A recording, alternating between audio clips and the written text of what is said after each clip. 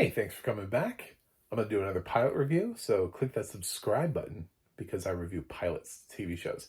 I actually watched two pilots in the same day. One of them I'm not reviewing because it was awful and it didn't have audio description. That's The Baxters on Amazon. I'm just going to go ahead and tell you it. Amazon released a new show. I don't know where it came from.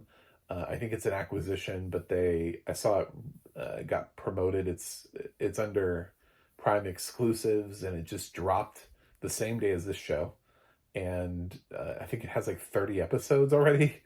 So I'm thinking they bought it and they're trying to say it's a Prime exclusive, but they didn't bother to audio describe it, and I'm not bothering to watch it.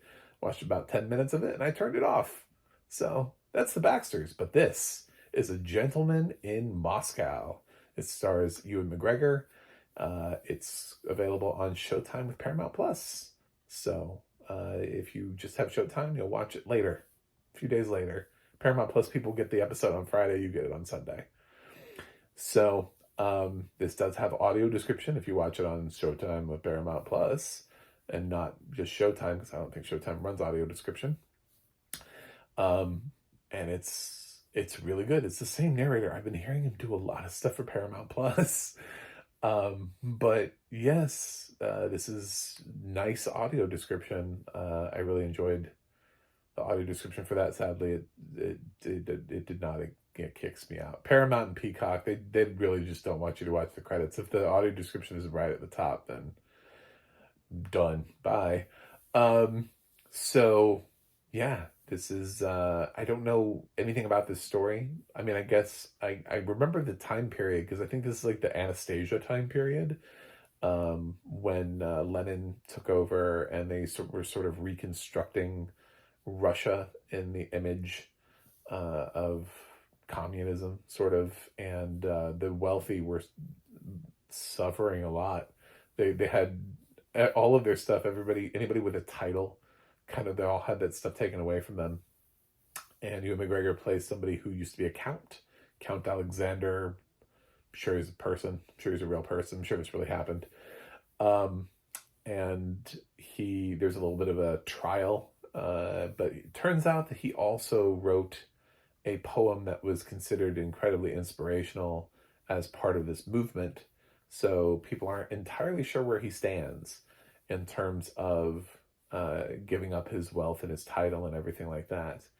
And he lives in this hotel, and they try to bring him down even more by moving him from a hotel room to like a servant's quarters. They try to reduce him even more. He's only allowed to keep a couple of things, and he goes and lives in the servant's quarters with this really crappy bed. And I guess that's the show. There's a character that comes in who used to be a prince, and now he just like plays with a band. I mean, like, everybody is dramatically reduced in terms of their title and everything. But what's funny is that there are a lot of people who still like these guys, and they still give them and call them by their titles and their name, but the new government does not like that. So this is actually way better than I thought it was going to be. I thought it was going to be bored to tears. I saw this and I was like, it's just Ewan McGregor and a bunch of people I don't recognize. I don't recognize the rest of this cast. Like, they read off all of the names up at the top. I was like, I don't know any of these people. I don't know anything about the shows when I watch them. I don't watch trailers. I just review shit for you guys because it has audio description. So I clicked on it and I really enjoyed the show. I enjoyed the first episode. I'm not that big of a Ewan McGregor fan. I thought he was excellent in this. There's a way that he speaks that really complements this character and the whole concept of what a gentleman truly is. It's not a title. There's a misconception, I think, that he's trying to take away, in that, it doesn't mean Count is not what made him a gentleman. It's who he is. It's his upbringing. It's the way he talks to somebody else. It's how he thanks somebody else. It's the politeness that he has, the unwielding politeness in the face of all of this bullshit that he has to endure. And that's what makes this so interesting and excellent, is that he is actually a gentleman the whole time. He's never rude. He takes everything politely and always trying to find the nicest way to say something to somebody.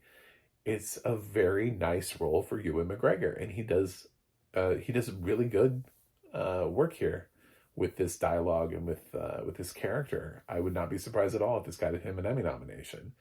You know, Ewan is constantly undervalued as an actor in terms of getting awards consideration, and this is a performance where I think this is perfect casting. They seem to have created a character around him. Even if you have a problem with his accent and this being Russia, this is one of those shows where, by the way, it's a little like Chernobyl, where very few people actually sound like they might actually be from Russia. So it's not, he does not stand out. This is not one of those shows where you got this dude who sounds like Ewan McGregor with everybody else who sounds like, I'm from Mother Russia. This is my country. Yeah, and it's not. No, it's not nothing like that. So everybody just sort of sounds ambiguously like, where are we? I thought the audio description was good. It helps. It helps that there aren't a lot of locations. I will say it does jump back in time, and it does show him growing up as a kid, and it helps to shape, to show you who he was in reflection to who he is now.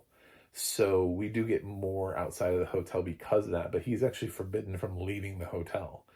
So he cannot leave this hotel. He has to stay. So at a certain point, the description has already sort of given you everything that you need, and it's just focusing on actions. Because even within the pilot, you know, his room has already been described as being small, like painfully so. And he could only bring a couple things with him, so he only does.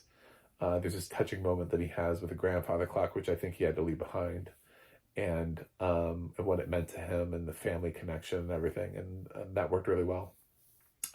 But I mean, he goes to the restaurant portion because he was told that he would be fed. That was part of his thing, is that they took away all of his money, but they promised him that he would continue to be fed. So he just goes to the restaurant where they have food, like everybody else should.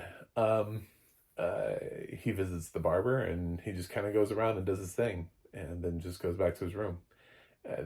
So there's not a lot of discovery of the set. You know what I'm saying? There's not a lot, because you can kind of keep going back to the same places. But luckily, you do have a couple of flashbacks. I'm interested to see where the series goes. And I didn't think I was going to say that. I thought this might be a little slow, a little boring. But I thought it had a really strong pilot. I thought it did a great job of introducing us to this character. This does feel like it's one character-centric and not an ensemble show. So there are a couple of characters who have maybe a little bit to do, but they don't feel like they're necessarily key to the plot of the story. I think this is all about watching the evolution of Ewan McGregor's character and how he handles the situation and what he ends up doing in the end. So I like this show. I'm recommending it. I'm going to give A Gentleman in Moscow an A. I really enjoyed the pilot. Thought it was a great pilot. Thought it did everything it needed to do. It has a great audio description. It's a win across the board for me. So check it out on Paramount Plus if you have the Showtime add-on. And I will watch something else and see you guys on the other side.